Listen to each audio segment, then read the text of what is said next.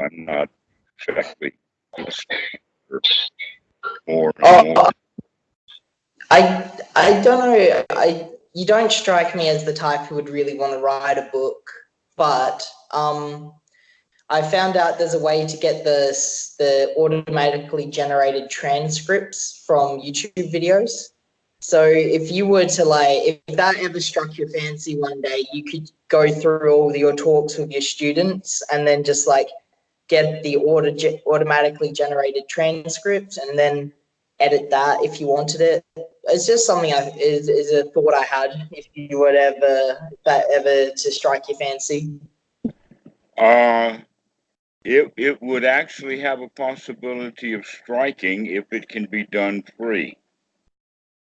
The book for free or the No, transcript? whatever software you're talking about that will take a video and put out text. Oh, that's the it's not software. It's, you know how YouTube has the automatically generated transcripts? It's like you can, if you go onto one of your videos sometime and then just click the automatically, it's like the closed captions button, there'll be an option for automatically generated, so the computer will do it for you. And then there's I'll send you a video or something and it shows you just how to pull it out from the JavaScript quite easily, and then you'll have the full transcript of what's said for the whole video. Oh, wow. Would you do that? I mean, it doesn't even matter which video you do. Just grab a video and do that, and then go into that JavaScript and pull that text out and send it to me as an email. I'd really appreciate it. And in fact, there is a new subreddit called Supramundane Dhamma, SupraMundaneDhamma. Yep, I'll have a. And on that, that's the site that will be doing the coordination of anything that's done with those videos that can take them out of raw form and put them into some kind of form of fit for human consumption. Well, yeah, I can. I'll give it a shot because I think it works well with certain accents, and your accent is quite clear and well enunciated. So I think for the most part, it should capture the general gist of it quite well. I'll have a look at it. Actually, I have. Though it's been quite a number of years.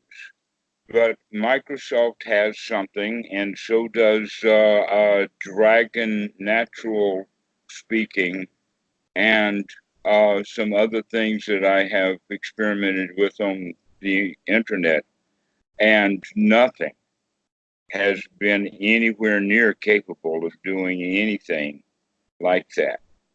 But times are changing, and Google's got good software. Yeah, they got some big brains working on this stuff. So I've used it on I pulled a transcript from a lecture and I went through it and it was surprisingly surprisingly good. Like you would probably still need a human eye to go over them. But I think at this point they say anything that's got a lot of AI stuff has a human look over it a couple times anyway. Well, I've got some folks that would be willing to assist in that cleanup. Oh, but well, yeah. If you can work on getting the video to text captured. Yeah, I can do that easy. It's like it's quite simple actually. Anyway, so just thought I'd throw that out there because I forgot to mention it last time. So practice-wise, things are going pretty good. I've been doing Qigong every day. Lots of focus on the body. And I've been noticing myself slipping with the mindfulness tricks or the mindfulness checks you've been telling me. But when I do remember to do them, it's like I still noticed it's like it can really just scrub the whole thing clean. Like it's like a break between stuff. And when I don't do it, I do notice a difference in like how agitated the mind and the body is. Like quite a bit. That is, in fact, possibly part of the worst aspects of the first 10-day retreat that any student does. About day 6 is when they get really down in the dumps about how messed up they really are. They're beginning to take a close look and they do not like what they find. And the whole point is, hey guys, cheer up. At least now you know. Before you were really messed up, you didn't even know it. Making Yeah, things worse and worse. It's like if you have a flat tire, that's one thing if you know it. But if you got a flat tire and you keep cruising down the road because you don't know you have a flat tire, you might in fact destroy that tire. You may in fact destroy the rim. so it's good to be aware of this stuff and have it going around. I have some specific questions actually in regard to sort of one sort of like the scale of all this stuff, because I think I'm starting to get what they mean by karma, or what a less sort of like rebirth interpretation of karma would be. And it's like what decisions I make now like will directly sort of build the next experience I have, you know, because I've been paying attention to like if I use my time well before work, the night before work, I have a better day at work, and then that puts me in a better mood. And then I'm just sort of aware of like, oh, so it's like these little decisions that you might not think add up to much, but like there's like a lot of these little things going around, and if it's like you sort of, you know, I'm not explaining this well, but I feel like I'm getting the sense of like how you can sort of move towards a better, like more wholesome lifestyle by making little wholesome decisions in the moment. Actually, there's no reason to even think about it that way, but rather take delight in the fact that now you're having moments of real delight. And that you like it, and so therefore you practice it because it's delightful. And let it go at that. Right. And stop planning for the future. Just enjoy it like it is. Now, here is something that's quite amusing to me. And that is that there are a lot of, and I'm actually using Reddit as an example, but there are a lot of people that I see that, let us say, take on avatars of Buddhism. Mm-hmm. You know, it'll be some sort of Buddhist avatar. So you know that they're into it. And that almost all of them claim that the Buddha taught rebirth. Right. But in fact, there's nowhere in the sutras that he actually taught rebirth. What he did was basically he put up without arguing people the beliefs that they had when they came to the Buddha. And so he would take what they believed in context. One would be the example of puja at a funeral. What is the value of puja at a funeral? And the Buddha really changes the topic to talk about that life's actions that are wholesome will generally lead to wholesome results. And that bad actions will generally lead to bad results. No guarantee of that, of course, but that's generally how it goes. All right. Mm-hmm. And that means that this guy does not have to worry or consider what happens to his friend after his friend's death, the funeral that he's attending, but whether to get this own guy to start looking at his own life and started cleaning up his act. And in fact, it's quite well known that the Buddha did teach Sila to the Brahmins. Right. The Kalama Sutta is all about that. But the Buddha was extremely and righteously wishy-washy about what is the actual results of karma, or of, let us say, um, wise use of the precepts.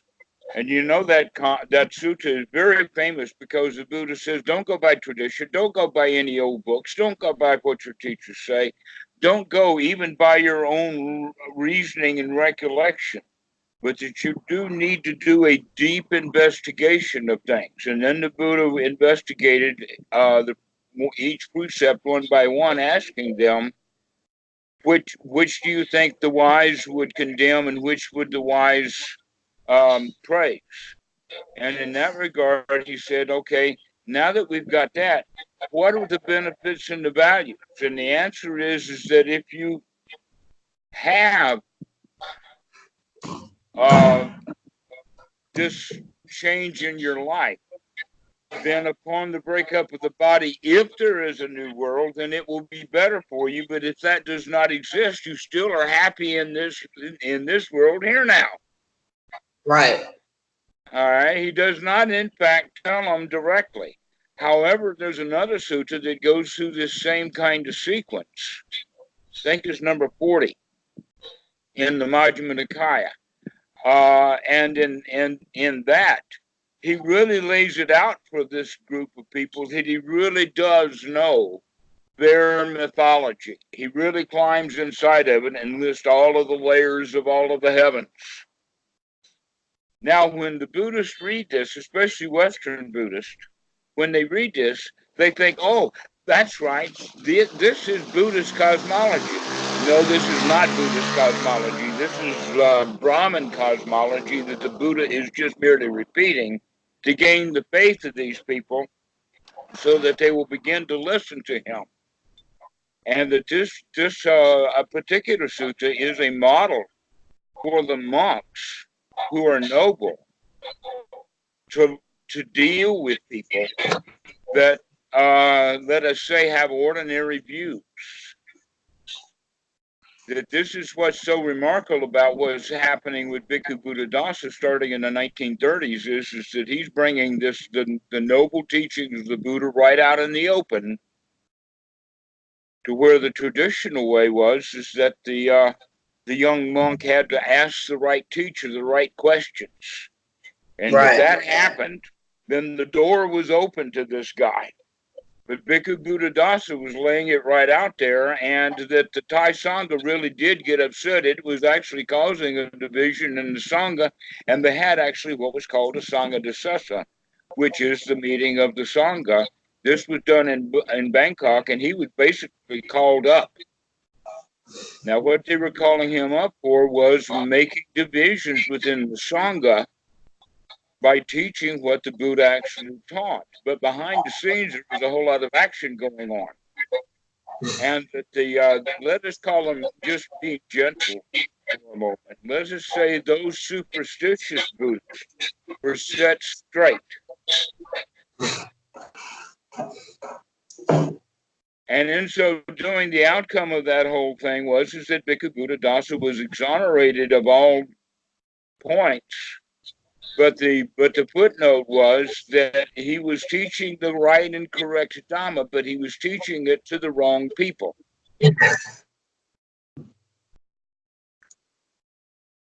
Think about that, because that's how the Sangha, the Buddhist Sangha, has operated, that they keep the lay people out, and even those monks are kept out until they're really into the Sangha for a while.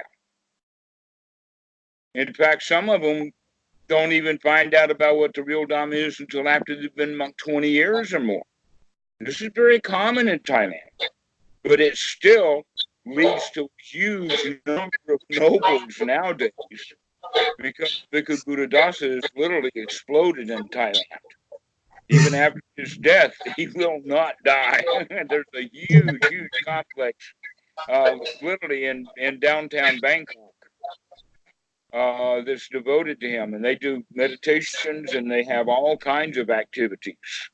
Um, it's under the group of BIA, Buddha Dasa Inpanyo Archives. Much of it, in fact, almost all of it, is in Thai, but there's a sufficient smattering of it in English. And there's a lot of people becoming more and more dedicated into getting some of the stuff translated into English. That's cool. I think it's important that they've got that sort of thing going on. I like reading about Bhikkhu Buddhadasa. So anyway, getting back to the point about karma, let me help you by explaining it this way.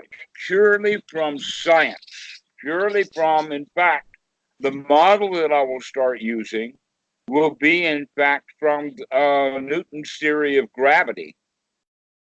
And that you do know that it's divided by the square of the distance between two objects. Okay, you have this object's mass and this object's mass, and you divide them by the square of the distance between the two of them in order to come up with, actually you have to add a gravitational constant, but that will give you the force of gravity.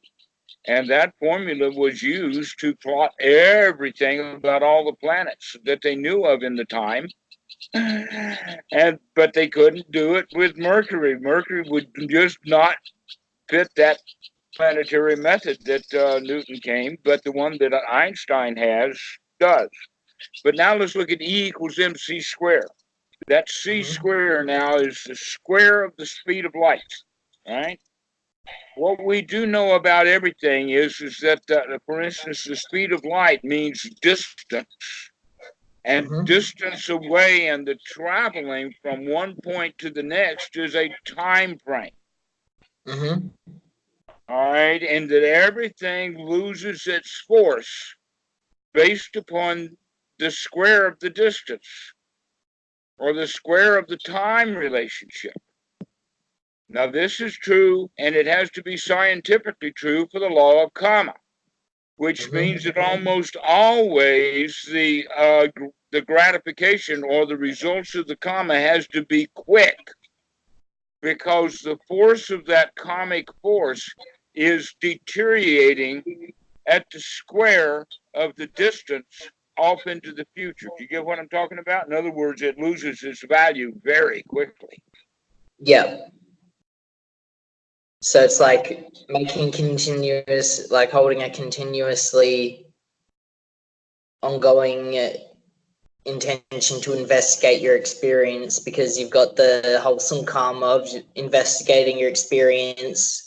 And if you keep investigating your experience, you're still generating like wholesome karma. So the result is going to be good for the next moment, kind of thing. Exactly. And that one then would be called skill development. So the law of karma does play in to skill development. Right. This action helps to lead to the next action. So remembering will help you to remember again, and you start to build that skill, and it begins to snowball. Right. The more you do it, being mindful, you at first you just like spend maybe 15 minutes on the cushion, and one minute of those you're actually paying attention to your breath, and the rest of it you're just in la la land. And then over continuous sits, you get better at remembering, oh, I'm supposed to be watching the breath. Yes. This is the idea then. So the karmic effect from the deep past has only a slight residual effect. But if, let's say, just as an example, having tantrums, if a child has a tantrum and then has another tantrum and then has another tantrum, and then the kid's starting to grow up having tantrums, then the tantrums that he's been having all along the way, the more immediate past tantrums are having more an effect of regrinding that old pathway that was started over and over and over again, but now he's digging it right into being a trench. So Yeah, this would definitely, like, influence sankaras at some point, right? Like there'd be a point of when you that's continually, what we're talking about. Exactly. This is the Sankara. right? So like there'll be a point in which, say, like Sati, like the thing of being like always intending to remember to wake up will become part of your sankara then, or like it'll be replacing your sankara. It'll be just like a habitual process that you're always kind of there and awake, instead of like it being something you have to remember to do, remember to check up on. It'll be just like an automatic thing, like parts of the sankara become an automatic thing. Yes. Now let's explain that this way. Yep. Normally, what happens in life, let us look at the Sankaras as an old collection of garbage, or Yep. maybe even looking at it like a sewer. Now, Mm-hmm. in the real reality is anything new that you throw into that sewer is going to become sewage pretty quickly. Mm-hmm. So we need to do something new.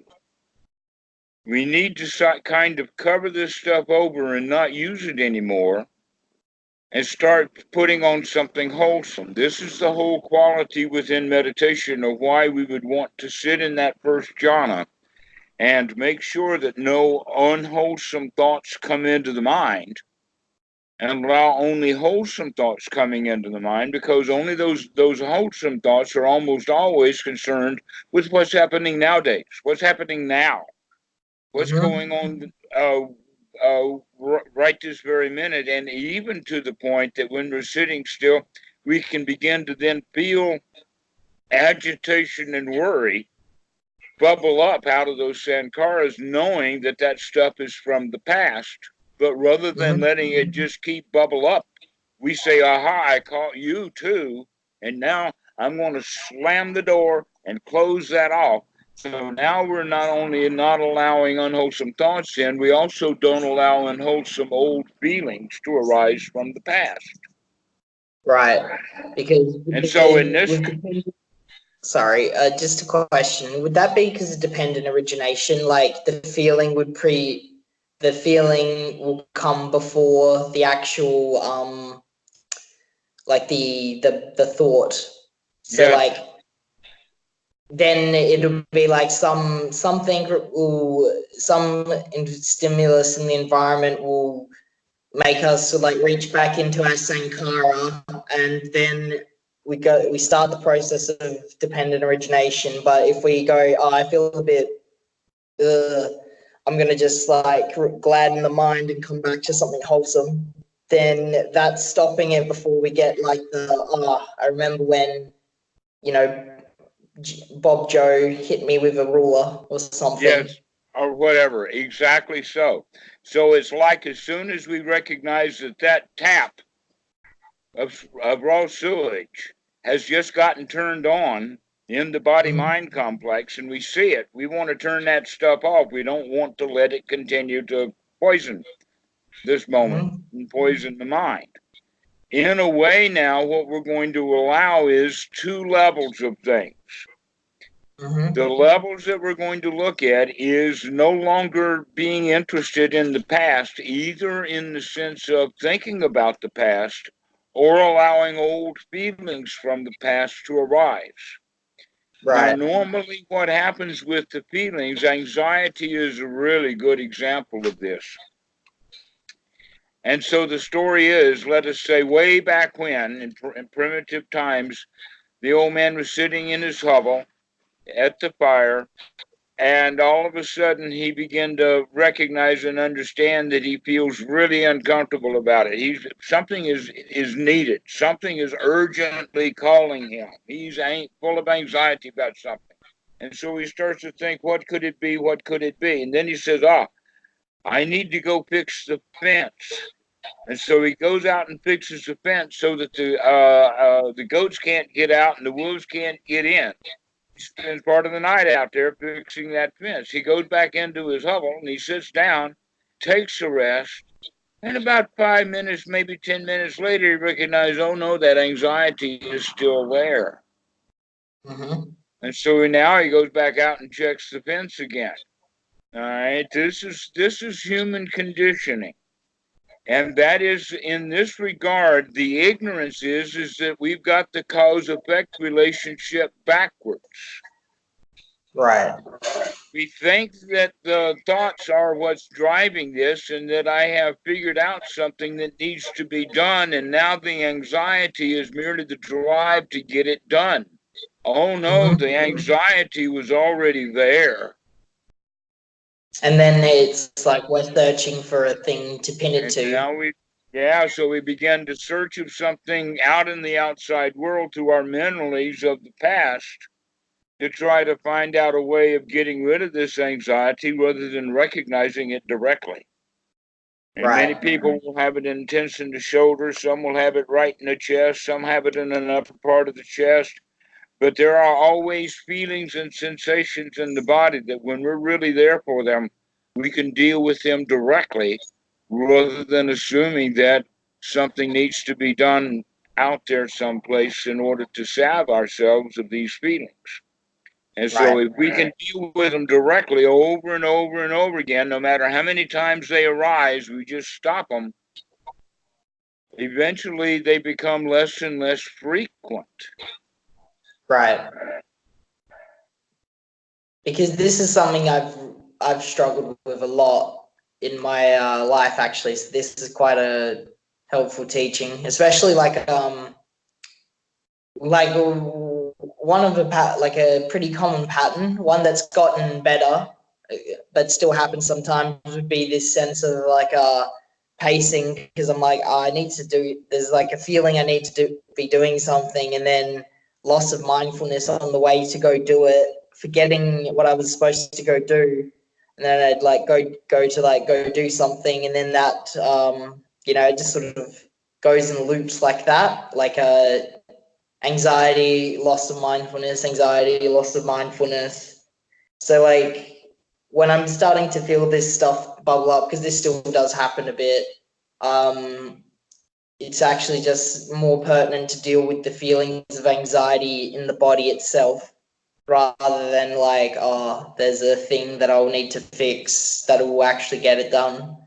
But there is, Actually, the place and way to do it and deal with it is right there and then. yep. And we do that with anapanasati. And in fact, by having done this already, we are already practicing anapanasati. Mm-hmm. And that anapanasati practiced well is also paticca samuppada in action. Mm-hmm. That these things are just so tightly wrapped up together. It's just different descriptions of them. And when people understand it as a unit, then it makes perfect sense. Otherwise, these Buddhist ideas remain disjointed in many people's minds because they don't see the connection together. That's what But I the felt very much lately. Like I don't. It's hard for me to actually like. I don't know. It just feels like I'm starting to like get the blob together a bit more, and like like I'm starting to see like, oh, Vedana is in the Satipatthana Sutta, but it's also in the Anapanasati Sutta, but then it's also in the Dependent Origination Sutta. So at one moment, Vedana is in like three pieces of text that refer to like three it's sort of also in the different second noble same truth. thing. Oh right, yeah, it's like which is the dependent origination. Exactly so. So it's Right. all like it just sort of like loops in on itself. Uh-huh. Now, here's the thing that's really so amazing about humans is because of all of our feelings that are associated with the survival instinct, which would be fear, anxiety, anger, those kind of things. Or in fact, we could add to it the secondary ones like sadness and grief, because that's actually just the loss of the things that we thought made us secure. Right. All right, that really the whole point about the self-preservation instinct is to keep us afraid, to keep us on guard, so that we don't make really tragic mistakes. So not being on guard at all is in fact would be wrong view, but being on guard with fear would be right view, ordinary right view, this bound to land in clinging and suffering. But Sort of there's a like, third way, the super mundane way, which is to be on guard, but be on guard for that fear rather than because of okay, yeah, no, I see. it. Yes, this is really interesting to be on guard for that fear rather than being driven by it.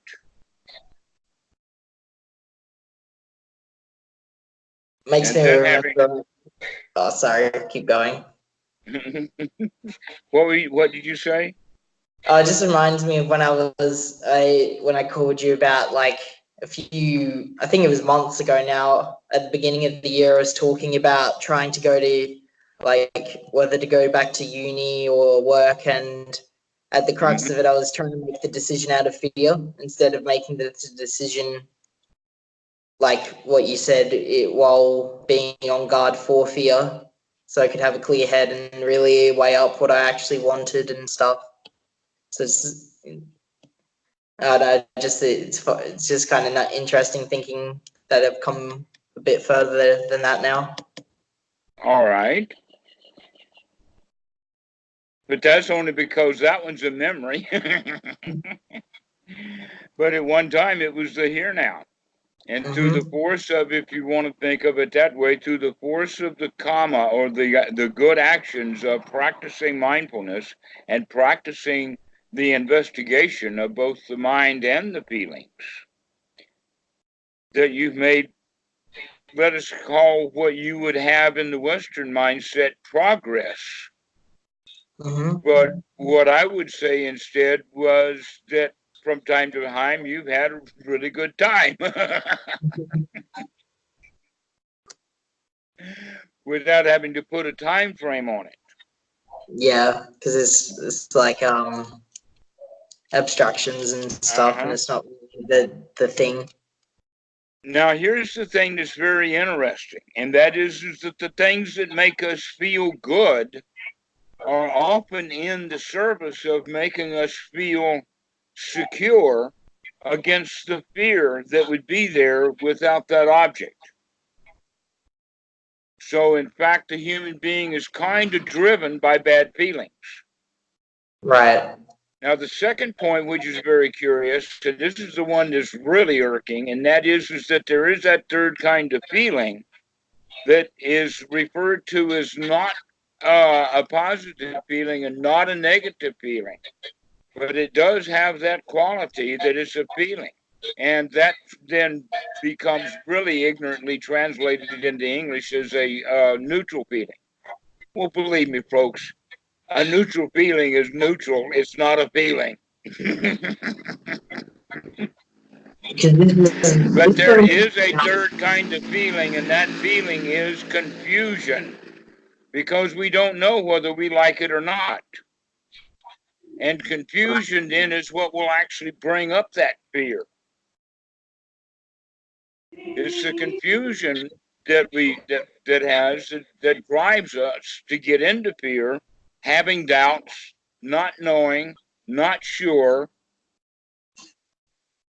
because we don't know how to feel about things. That we are really truly feeling driven humans until we wake up.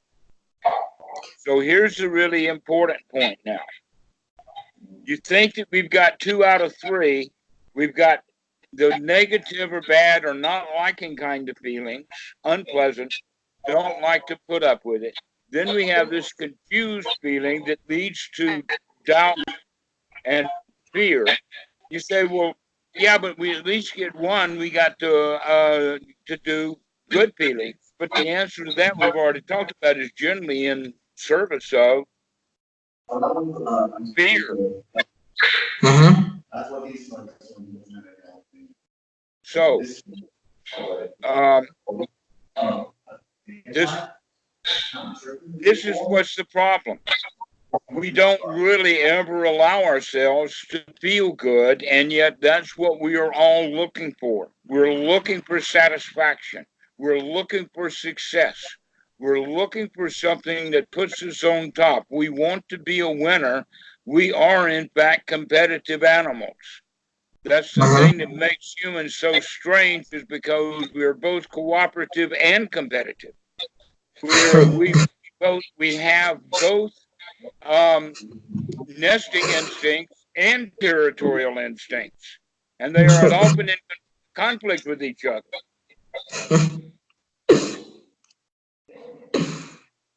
And so this basic conflict of being socialized, but only socialized within our own group. Everybody else is on the outside and they're enemies.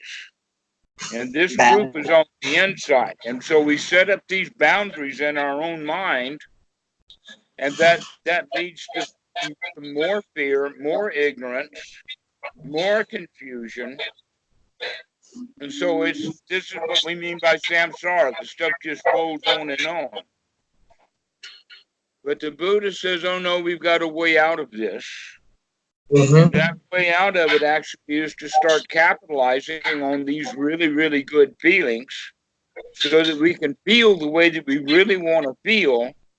And that will help us then let go of all of the old bad feelings that used to run our lives. That in fact we do want to be a champion. Let's feel like a champion. Let's get those champion genes kicked into gear.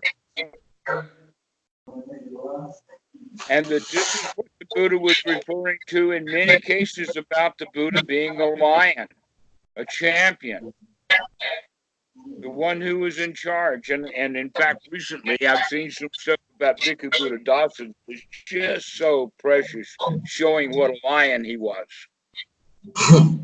and how he roared. And one of them is the point that there were military officers and high police chiefs that would come with all of their decorations and military uniforms and all of that to Bhikkhu Buddhadasa they would to any temples in Bangkok.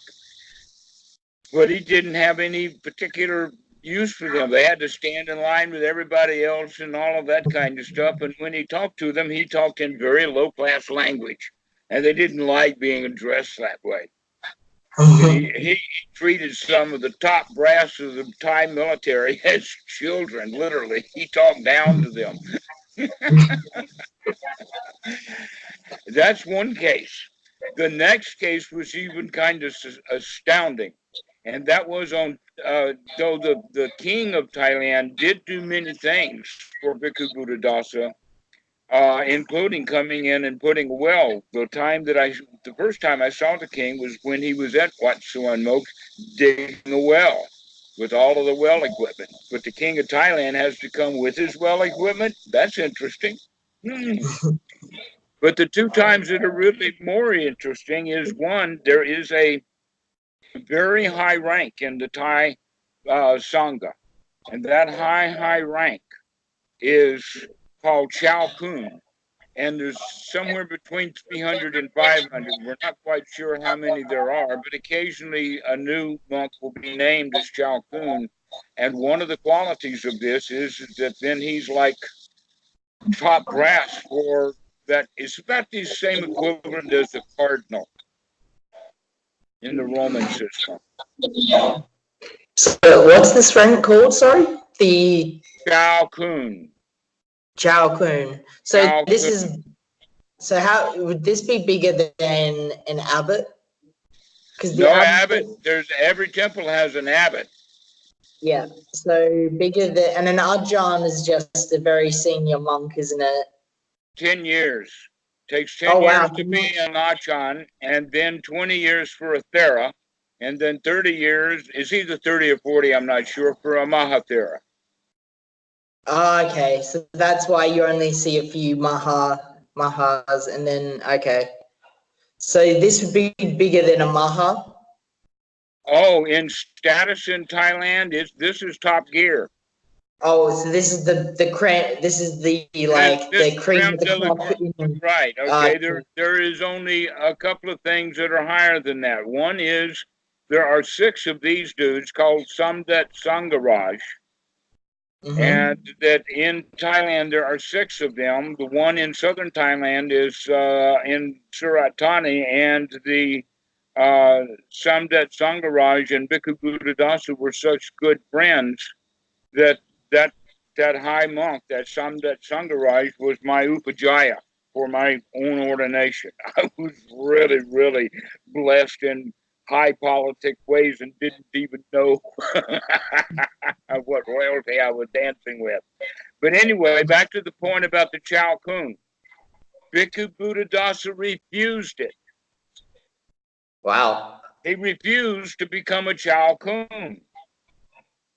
But the And I'm thing that's guessing that. kind of interesting is that story is well known in Thailand about him, and in fact, it leveled his status even above the Chao Kun by refusing it, and that actually happens sometimes. That people will refuse an Oscar or some award because of some political statement.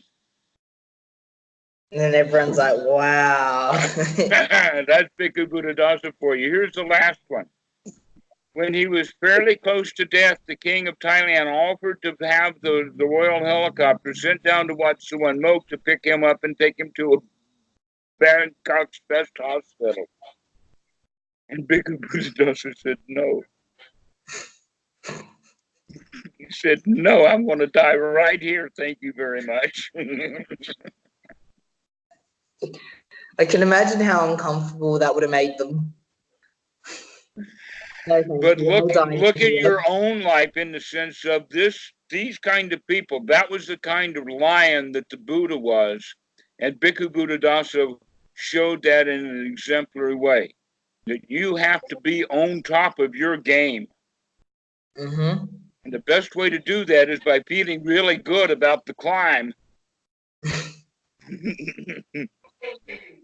You know, it's funny. I find myself like peeling back situations where I'm like, oh, but this dukkha is too real for me to just like, do what I normally do with it. Like, or You I are don't, you are capable of being the very best that humanity has to offer.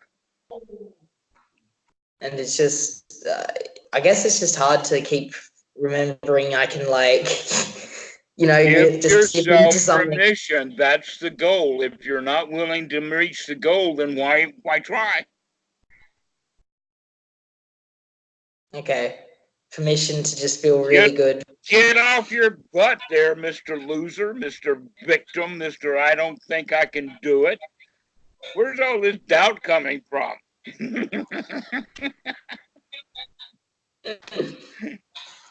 In fact, that's kind of amazing when the students actually figure out through the practice of Anapanasati and these things, especially the points about rapture, sukha, and how that fits into Paticca Samuppada, that the old feelings are almost always negative feelings, and what we need to do is to cut those negative feelings off whenever we catch them and start going into really good feelings. We have to manufacture. We do not know as human beings how to feel good, and yet we all desperately want to so badly. So we should just keep trying to abide in samadhi and enjoy ourselves. And enjoy your life. Enjoy this moment. I wanted to bring up something actually. I remember what you said from our last chat, and I caught like the actual.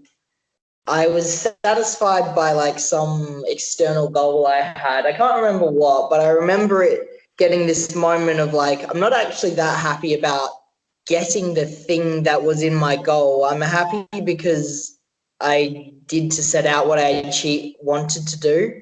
Like what you said about the feeling of success, I caught that when I wasn't applying it to the breath and when I applied it to something like the in the world and all this, and I'm like, wait, I'm not actually that happy about getting the thing. What I really wanted was the success of following, the happiness of following my intention and achieving the success.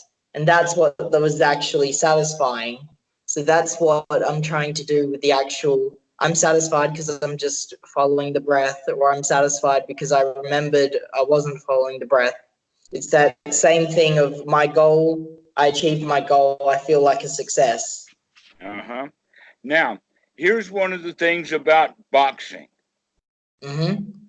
There are three ways to box. One is defensively. The second way is a 1-2 punch. And the Mm-hmm. third way is a knockout blow. Mm-hmm. And that was what Muhammad Ali was really good at. He called it rope-a-dope. And what he would do is he'd play defensively until his opponent got really tired, and then he'd go for a knockout blow. Mm-hmm. But most meditators practice the 1-2 punch. Right. All right, what is that 1-2 punch? If I do this, punch one, I will get this. Punch two.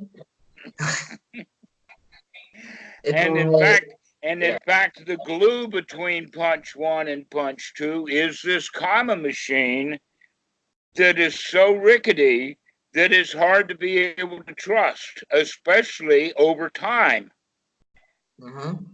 If there's a long time between punch one and punch two is not going to have quite the punch you were hoping for. It's going to be a soft tap, maybe. Yes, or not even seen when it arrives, if it ever does.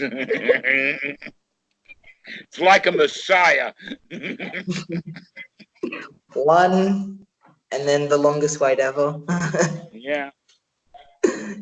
Yeah, the Savior is coming. Exactly. That's the law of karma. And that law that so many people follow, they make it like this.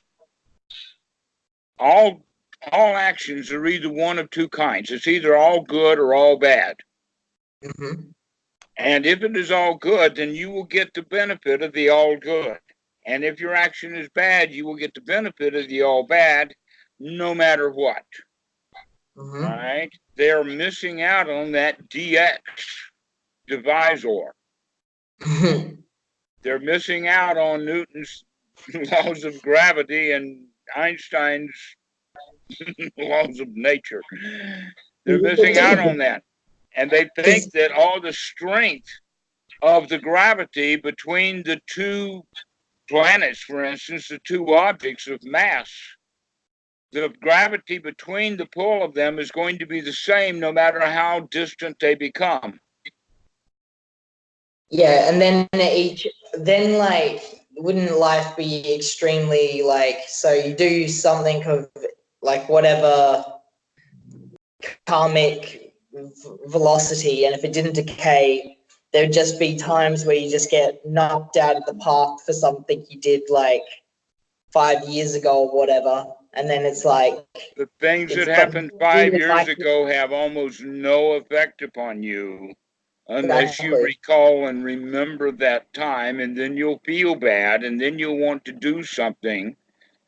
But other than that, if you do not think about it, then that event will have no effect upon you. And you're not, but then you're also not experiencing the actual event itself. You're experiencing a reconstruction of it. And then that's Exactly so. how you reconstruct it is like dependent on how you're feeling on the day as well. Like I've noticed this. Like sometimes you look back on your life and you're like, I had it so hard. I had to fight for everything. And then you like look back again and you're like, no, I actually had quite an easygoing Exactly. And all of that really depends upon your focus or on your attitude. Yeah. What kind of viewpoint do you have? If you have the viewpoint of a loser, then in fact life was really tough, really hard, and it still is, and it'll get worse. And sometimes But a change of attitude is, hey, it wasn't bad back then, and now it's really great, and I know how. I'm starting to see how powerful this Dhamma is as well. Like it's an attitude, so it's regardless of whatever comes up, it's the same. The method's still the same. Like You know, it's something to really lean on. Mm-hmm. Well, this kind of thing that we're talking about here has various terms or words that are used that are very similar. Jesus said, "You must be born again."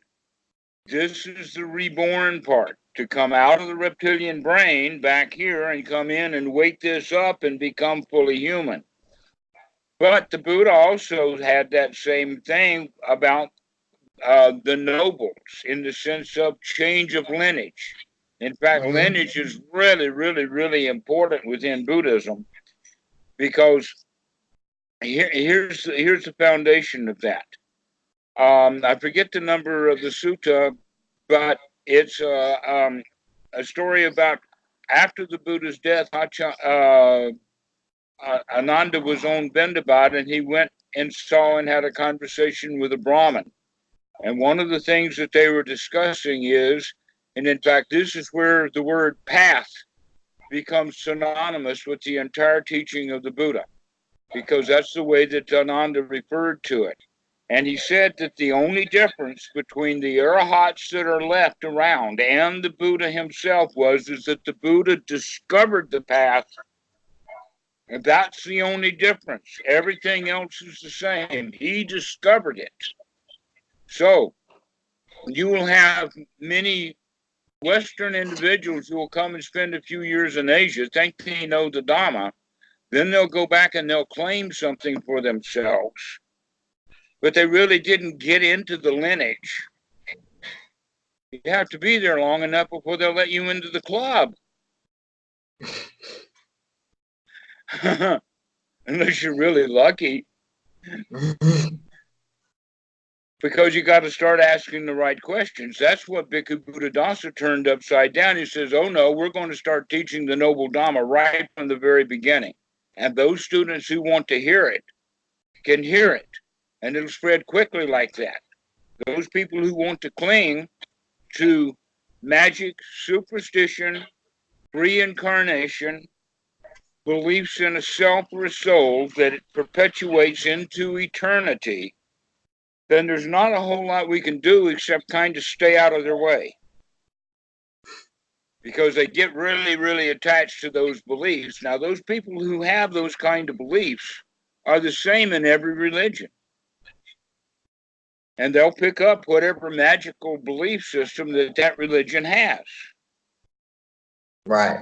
And so Buddhism has got its own magical belief system, except that it was stolen from the Brahmins. It wasn't invented within Buddhism. There is no Buddhist cosmology. There is no Buddhist rebirth. There is nothing like that. It's only the Dhamma that is liberating. It's only the anatta part of the teaching. But folks get confused when they read that he taught Brahmins within their context and didn't argue with them. And so that's going to be the mass majority of people who become curious about Buddhism. They literally come out of one magical house, the church, into another magical house, the what? And in that regard, Bhikkhu Buddhadasa says, maybe it's not a good idea you guys change religions. There really is no religion anyway. And what Bhikkhu Buddhadasa is meaning by no religion is he's saying really there's no magic. No magic. Sorry, just to sidetrack you a bit. I've got a question. What to do in sort of social situations? I feel myself sort of like my attention gets sort of like sucked into the other person, and like I stopped having so much embodied awareness, because usually I'm trying to be like mindful of like what's going on, and I notice when I see someone else there's like tensions and all kinds of stuff going on, and I'm just wondering how I can skillfully work with that. All right. When you're in a conversation with another person, that changes things completely. And in fact, it kind of not just doubles the amount of work to do, but it Mm-hmm. kind of increases manifold. Now, I'm not sure of any particular formulas, but here's what's going on is that now you have to pay attention to what the other person is saying because they're saying it in the here now. And our job is to be here now. But we also have to be here with our own feelings and our own emotions and our own thoughts. But we have to be Right. here now with them, but we not only have to be here now with them as what they are saying, we also have to be here now with their body movements, their gestures, how they use speech. For instance, are they using grandiosity or are they talking in straight language? Straight language, you can be really impressive, but grandiosity is just trying to inflate it. Here's something very Mm-hmm. interesting about grandiosity is almost always used in the service of feelings, in the sense that the language that I use only conveys this much feeling, but I actually feel this much feeling. And so I Right. have to now increase my language into grandiosity so that the grandiosity of the language match the grandiosity of my feelings. Hence, giving English language words like very. All right. She can't be cute. She's got to be very cute. And Very, so very cool. looking for superlatives. So that's one of the ways that you want to listen to people. Also, you look at your face and other gestures, and you can begin to tell people lying to you. Everybody is a liar. Even the little Buddha Dhamma dudes are liars until they start listening to their own lies, and then they shut up about it. But everybody else is a liar. That's part of our system. Mm-hmm. They talk about it in the U.S. They talk about it free speech. That means that they have legal permission to lie to each other about any and everything. Mm-hmm. So that's what happens. And so an advertisement can't be an advertisement on its own. It's got to inflate it in such a way that it becomes some sort of bait and switch. Oh, come buy Mm-hmm. this, and we'll give you that. Mm-hmm. And so we keep coming back to buy some of this, and all we get is a bunch of that. And we remain dissatisfied, but we don't know what to do about it. Well, the whole idea is that we need to practice the skill of being satisfied, to practice the skill of being satisfied with what's happening right now, including while you're listening to someone, is to just be satisfied that you're listening to them. This is a good moment. Increasing my listening skills, practicing my cute smiles, figuring out the right time to chuckle,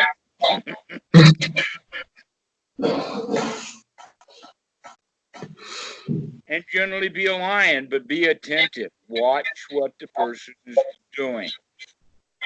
If you really begin to study, this is in fact the training that I had in TA.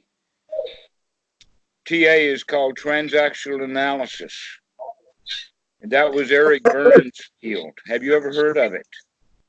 No, I haven't actually. Is this some sort of like business type psychology? Yeah, and it's gotten really expensive to get into. But back in the old days, it was very friendly with NLP. NLP and TA went along hand in hand together. Oh yeah, I've read into NLP a bit. Some of that stuff is a bit. Well, within transactional analysis, the important point was to start watching for the psychologist what the client was doing. Mm-hmm. Start noticing behaviors and start putting those behaviors into, basically connect the dots. Right. And we can see things. And there's so much to see. So pay attention, look closely, but look a little beyond just what they say to you in words. Mm-hmm.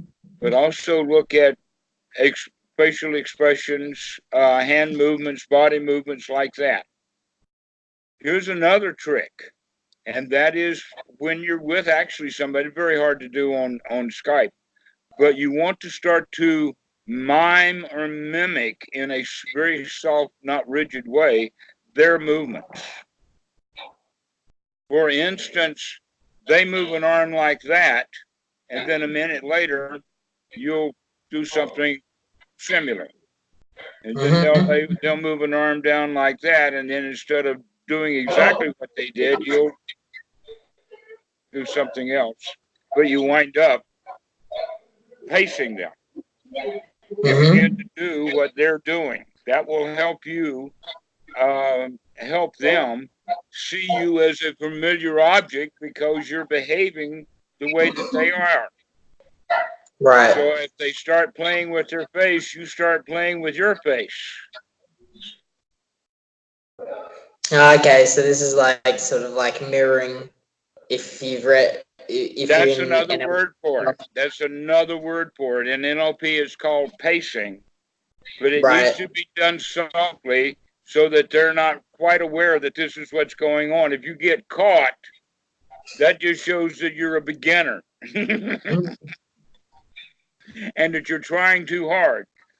We'd rather make it really, really soft and really easy, but this will help create harmony between you. You're actually listening to people, and most people don't feel like they're ever listened to anyway.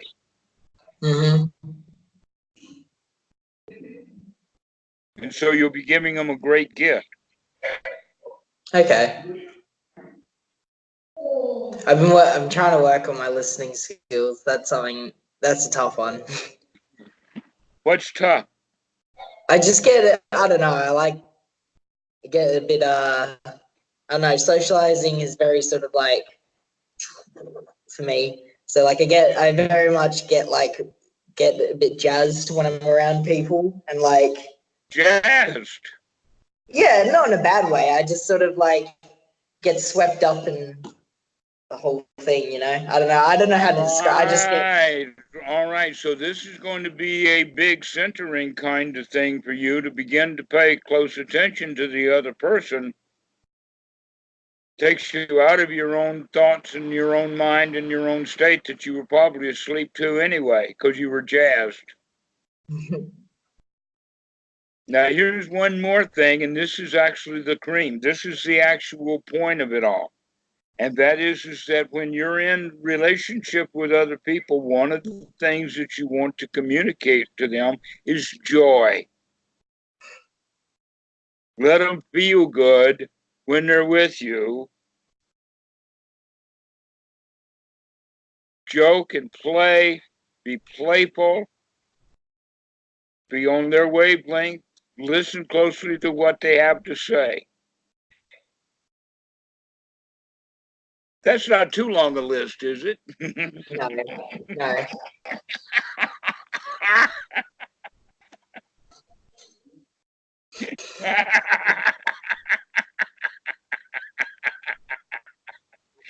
You got it. Exactly. Exactly.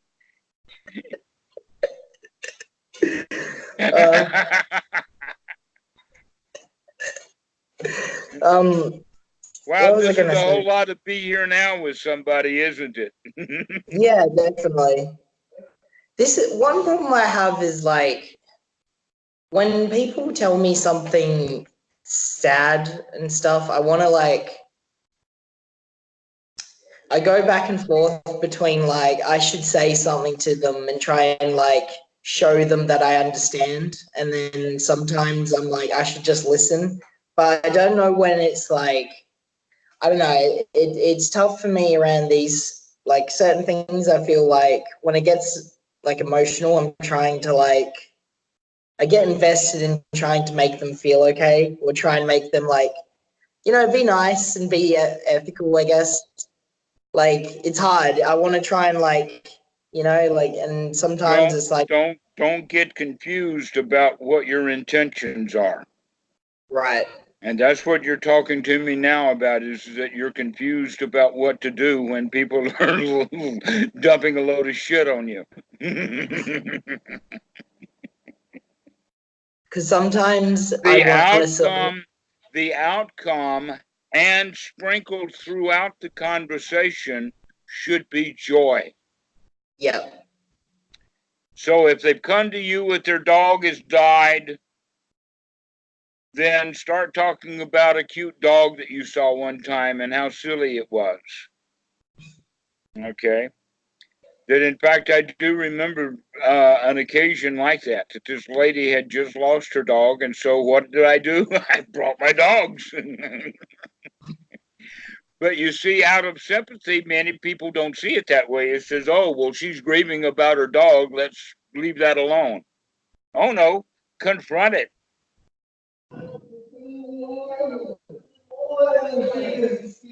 Okay. So try and be.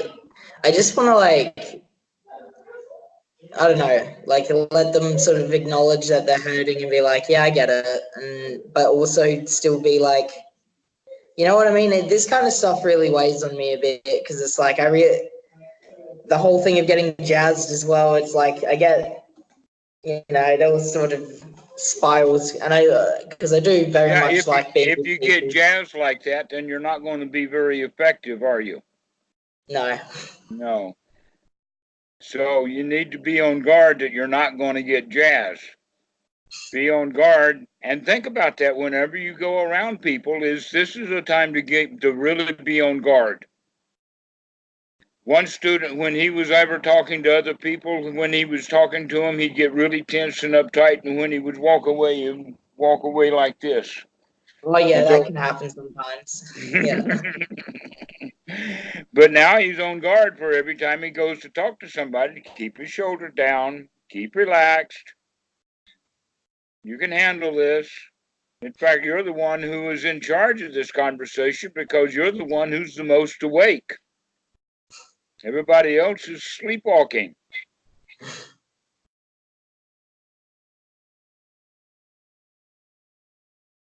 Okay. I'll try and keep all of that in mind. All right.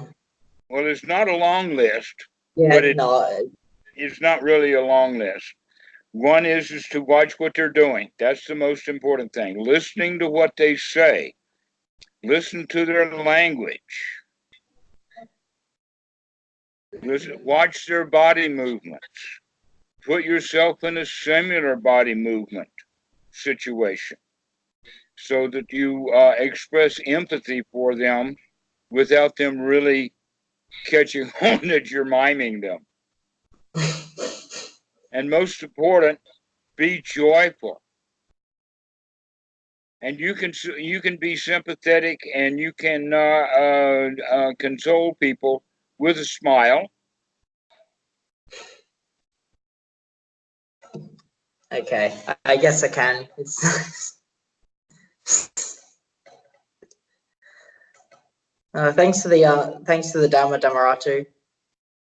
This is this is something I've been trying to work with a lot because my job's very people centered. So I've had a bit of a crash course in dealing with people since I started, and I think I've picked up some of this stuff like just through the sheer volume of it. But it's something I'd like to keep working on because you're always going to be around people.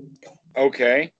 There is another video. I think it's with oh, I forget his name. But it talking about it. It has the word "the ladies" in the title because he's in a rehab program as a director, and he has to Mm-hmm. deal with a whole lot of young women who are in a rehab program. And Mm-hmm. so I got him to stop calling them girls and women and start calling them ladies. So that's the name of this tape. But it's got a lot of stuff that might be a very good view for you.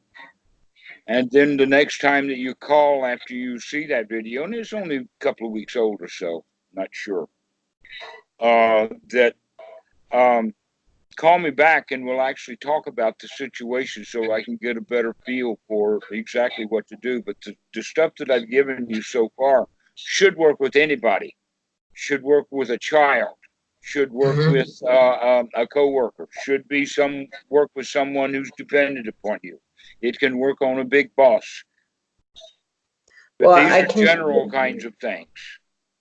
I can see with the joy thing because like I'm generally in a pretty good mood at work if I'm being mindful and I'm like being trying to be grateful for stuff as well. And I've softened some people who I felt like really didn't like me at first when I first met them, just through like over the weeks of going to their store. Eventually, like, this guy's alright. He's always in a pretty good mood. So that seems to work quite well. Joy is contagious. Definitely. I'm always in a pretty good mood after chatting to you. Great. All right, well, we'll finish this up, and you go for it. This has actually had quite an interesting collage of stuff in it. Yeah, I thought so too. So, Lots a little bit. Well, the Dhamma is just it's all over the place. Exactly. Sati. See you. See ya.